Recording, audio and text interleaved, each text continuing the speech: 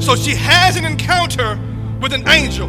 Mary ain't tripping on that, because if you know the culture in those days, angelic encounters were not uncommon. Don't believe me? Ask Mary's cousin's husbands.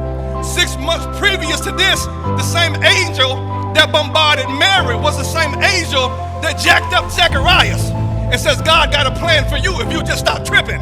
Read that on your own time.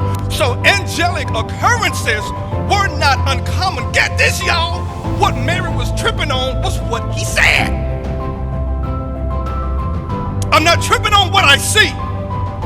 I'm tripping on what you said, because you told me that I was blessed and highly favored. Now watch the chronology. She ain't tripping on the fact that the angel tells her you're gonna have a son and you ought to give him the name Jesus. She tripping before the announcement.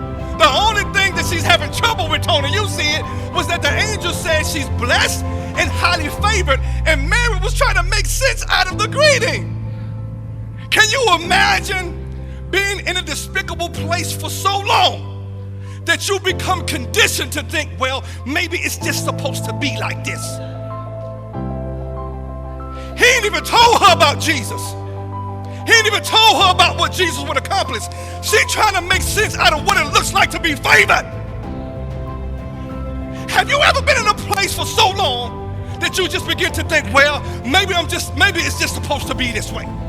Have you ever been in a Nazareth place for so long and you tried to pray and you tried to trust God, and the more you pray, it seems like things got worse before they got better, and so before long you stop praying and thinking, oh well, maybe it's just God's will for me to be in this situation. And so when somebody comes along and says there's better days coming, you begin to trip on what was said, because I became conditioned in the state that I'm in.